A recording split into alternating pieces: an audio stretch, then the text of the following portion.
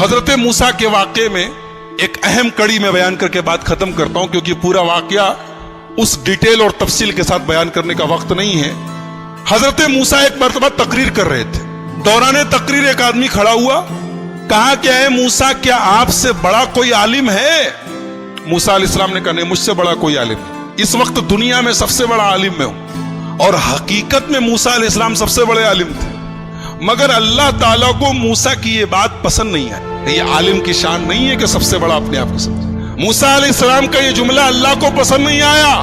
اللہ نے کہا اے موسیٰ، ہمارا ایک بندہ ہے، اس کے پاس تم جاؤ، اس کے پاس وہ علم ہے جو تمہارے پاس نہیں۔ موسیٰ علیہ السلام نے کہا اچھا، اس کے پاس وہ علم ہے جو میرے پاس نہیں، ٹھیک ہے، میں جاتا ہوں اس کے پاس، سیکھتا ہوں اس سے۔ کہاں ملے گا وہ؟ اللہ نے کہا وہ تمہیں ملے گا مجمع البحرین پر، جہاں دونوں دریا آپس میں ملتے ہیں، وہاں چلے جاؤ، وہاں تمہیں وہ آدمی ملے گا۔ چنانچہ حضرت موسیٰ علیہ السلام نے اپنے ساتھی حضرت یوشع ابن نون کو لیا اور پہنچے وہاں پر۔ وہاں پہ حضرت خضر سے ملاقات ہوئی۔ حضرت خضر کون تھے؟ صحیح بات یہ ہے کہ یہ اللہ کے نبی تھے، اور اللہ تعالیٰ نے ان کو ایک مخصوص علم دیا تھا کہ جب کوئی انسیڈنٹ ہوتا تھا، کوئی واقعہ ہوتا تھا، تو اس واقعے کے پیچھے کیا ہونے والا ہے، اس کا انجام کیا ہونے والا ہے، وہ بھی اللہ ان کو بتا دیتا تھا۔ تو جب حضرت موسیٰ پہنچے ان کے پاس تو بڑے ادب سے کہا کہ حضرت میں آپ کے پاس آیا ہوں، آپ سے کچھ سیکھنا چاہتا ہوں، کہ آپ مجھے اجازت دیتے ہیں میں آپ کے ساتھ تھوڑا وقت گزار سکتا ہوں؟ حضرت خضر نے کہا کہ دیکھو میرے ساتھ تم وقت گزار نہیں پاؤ گے، اس لیے کہ میں بہت سا کام ایسا کروں گا جو تمہیں سمجھ میں نہیں آئے گا، اور تمہیں سمجھ میں نہیں آئے گا تم پوچھو گے، تم برداشت نہیں کرو گے، پوچھو گے، اور میرے ساتھ تم کوئی بات پوچھو گے تو میں تمہیں اپنے ساتھ رکھ نہیں سکتا۔ حضرت موسیٰ نے کہا گھبرائیے نہیں، میں کچھ پوچھوں گا نہیں آپ سے، آپ اپنا کام کیجئے، میں بس دیکھتا رہوں گا چپ چاپ۔ کہا ٹھیک ہے چلو۔ دونوں چلے، دریا میں کشتی جا رہی تھی، دونوں کشتی پر بیٹھے۔ کشتی پر جیسے بیٹھے، حضرت خضر نے ہتھوڑی نکالی اور تختی کا ایک تختہ توڑ کے نکالنے لگے۔ حضرت موسیٰ نے کہا کیا کر رہے ہیں آپ؟ ارے کشتی ڈوب جائے گی، سب مر جائیں گے، سب کو ڈبونا ہے کیا؟ کہا میں بولا تھا کہ تم صبر نہیں کر پاؤ گے، تم برداشت نہیں کر پاؤ گے، بولو گے ضرور۔ کہا کہ اچھا معاف کیجئے میں بھول گیا تھا، اب کچھ نہیں پوچھوں گا، اب آپ جو کرنا ہو کیجئے، میں کچھ پوچھوں گا نہیں۔ اور آگے بڑھے، کشتی سے اترے، ایک گاؤں میں پہنچے۔ گاؤں میں 15 سال کا 16 سال کا ایک لڑکا تھا، اچھا خاصا ٹہل رہا تھا۔ اس کو حضرت خضر نے پکڑا، اس کی گردن گما دی، مر گیا وہ، وہیں پہ مر گیا وہ۔ کہا رے اقتلت نفسا زکیۃ بغیر نفس، ایک معصوم بچے کو مار ڈالا آپ نے؟ قال الم اقل لک انک لن تستطیع معی صبرا، کہا کہ میں جانتا تو تم صبر نہیں کر پاؤ گے میرے ساتھ، تم برداشت نہیں کر پاؤ گے۔ کہا اچھا معاف کیجیے، اب آخری چانس دے دیجیے، اب اگر میں کچھ پوچھوں گا آپ مجھے چھوڑ دیجئے، آپ اپنے راستے میں اپنے راستے۔ کہا ٹھیک ہے۔ آگے پہنچے، ایک گاؤں میں گئے، ایک بستی میں گئے، دونوں بھوکے پیاسے تھے۔ جب بستی میں پہنچے تو وہ بستی جو تھی وہ کنجوسوں کی، بخیلوں کی بستی تھی۔ یہ دونوں پہنچے، بولے ہمیں بھوک لگی ہے، کچھ کھانے کو ملے گا کیا؟ تو بستی والوں نے کہا کہ تمہارے باپ کا مال ہے کہ چلے آئے اور ہم تم لوگوں کو کھانے پینے کو دیں گے، چلو جاؤ یہاں سے۔ بھگا دیا ان لوگوں نے۔ یعنی ایک نمبر کے بخیل اور کنجوس تھے، دونوں کو ایک آدمی کھانا کھلانے کو تیار نہیں۔ دونوں بیچارے بھوکے پیاسے تھکے ہارے گاؤں کے ایک مکان کی دیوار کے پاس بیٹھے تھے۔ اچانک دیوار گرنے لگی، حضرت خضر کھڑے ہوئے اور اللہ نے ان کو ایک مخصوص طاقت دی تھی، دیوار گر رہی تھی، انہوں نے کھڑے ہو کے دیوار کو سیدھا کر دیا۔ حالانکہ وہ اکیلے ایک آدمی کے بس کی چیز نہیں تھی، لیکن اللہ نے ان کو پاور دیا تھا، انہوں نے کھڑے ہو کے دیوار ٹھیک کر دی۔ موسیٰ علیہ السلام جلالی پیغمبر تھے، پہلے ہی غصے میں تھے، ان لوگوں نے کھانا اور پانی تک نہیں پوچھا تھا، مہمان نوازی نہیں کی تھی۔ کہا کہ آپ بڑے خیرخواہ بنتے ہیں، بڑے دریا دل بنتے ہیں، ان لوگوں نے پانی تک نہیں پوچھا اور آپ چلے، ان کی دیوار گر رہی تھی، آپ کو ٹھیک کرنے کی کیا ضرورت تھی؟ آپ پہلے پیسہ لے لیتے، کچھ معاوضہ طے کر لیتے۔ قال ھذا فراق بینی و بینک، کہا کہ اے موسیٰ اب یہاں سے آپ اپنے راستے میں اپنے راستے۔ آپ نے کہا تو میں بولوں گا نہیں اور آپ ہر جگہ بول دیے۔ اب میں بتاتا ہوں کہ وہ تینوں کام میں نے کیوں کیا تھا۔ ہم لوگ جس کشتی میں جا رہے تھے وہ کشتی کچھ غریبوں کی کشتی تھی، کچھ غریب لوگ تھے، وہ بیچارے کشتی پر چلاتے تھے، وہی ان کی انکم کا ذریعہ تھی۔ آگے ایک ظالم بادشاہ تھا، وہ ظالم بادشاہ جب کوئی کشتی دیکھتا تھا، اگر کشتی صحیح سلامت ہوتی تھی تو کشتی کو لوٹ لیتا تھا، اور اگر کشتی دور سے ہی عیبدار نظر آتی تھی تو چھوڑ دیتا تھا۔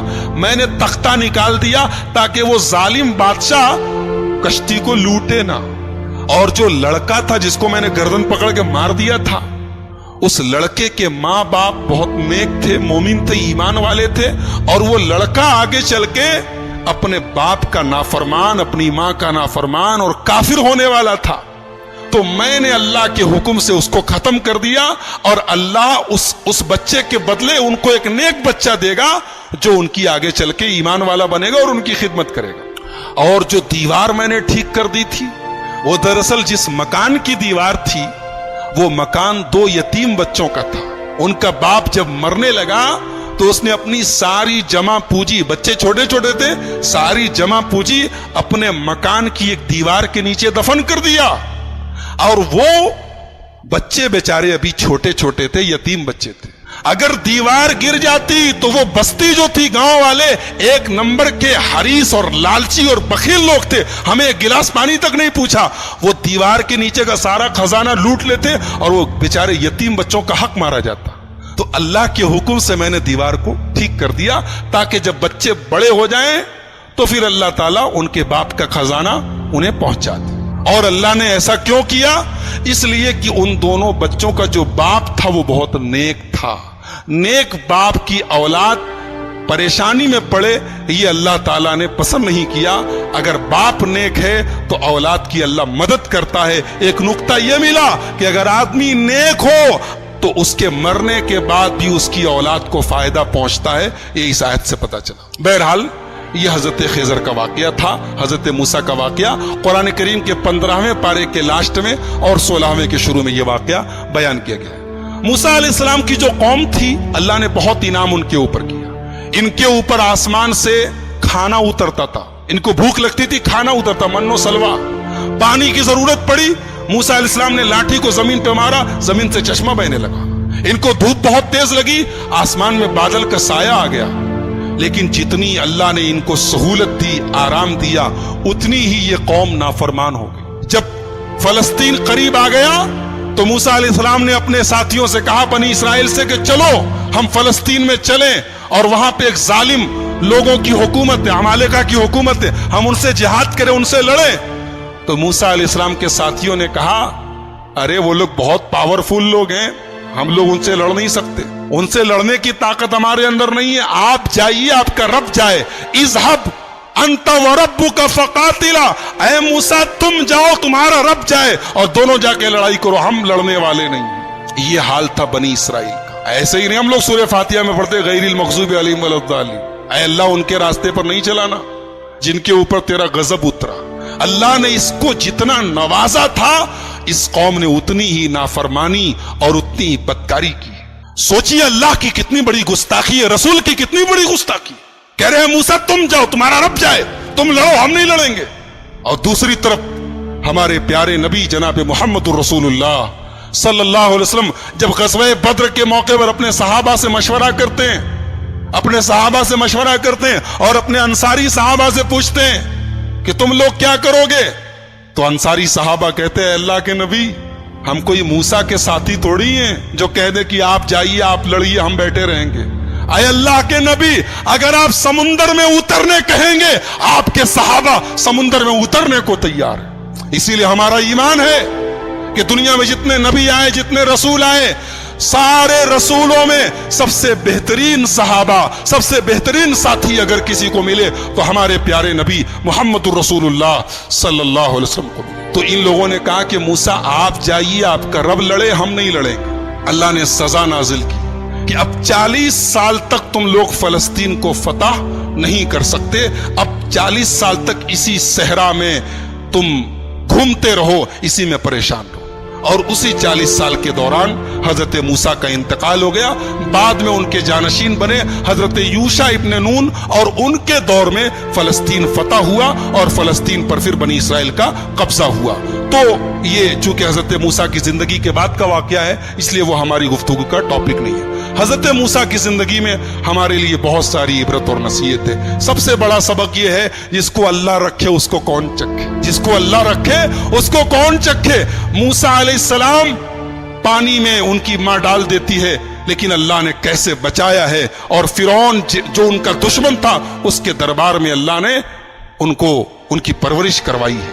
اور پھر اللہ نے اس موقع پر جب موسیٰ کی پوری قوم, موسیٰ علیہ السلام کی پوری قوم کہتی ہے کہ ہم پکڑ لیے جائیں گے, گرفتار ہو جائیں گے, لیکن حضرت موسیٰ نے اللہ کی ذات پر ایسا بھروسہ اور یقین رکھا کہ اللہ نے ان کے بھروسے کی لاج رکھی اور سمندر کے اندر, دریا کے اندر راستہ بنا دیا. تو میرے بھائیوں, بہت سارے سبق ہیں, بہت ساری عبرتیں ہیں, نصیحتیں ہیں. آئیے ہم اللہ سے دعا کریں اللہ تعالیٰ اس جلیل القدر پیغمبر کی سیرت کو ہم سب کو سمجھنے کی اور اس سے جو عبرتیں نصیحتیں حاصل ہو رہی ہیں انہیں اپنانے کی توفیق عطا فرمائے. رب العالمین ہمیں نبیوں کے واقعات کو پڑھنے اور سننے کی توفیق عطا فرمائے. رب العالمین ہماری اصلاح فرمائے. رب العالمین آج کے ہمارے جمع ہونے کو قبول فرمائے. کہنے اور سننے سے زیادہ عمل کی توفیق عطا فرمائے. جب تک ہم دنیا میں زندہ رہیں اسلام پر زندہ رہیں اور خاتمہ ہمارا ایمان پر ہو. آمین. وآخر دعوانا الحمد للہ رب العالمین. والسلام علیکم.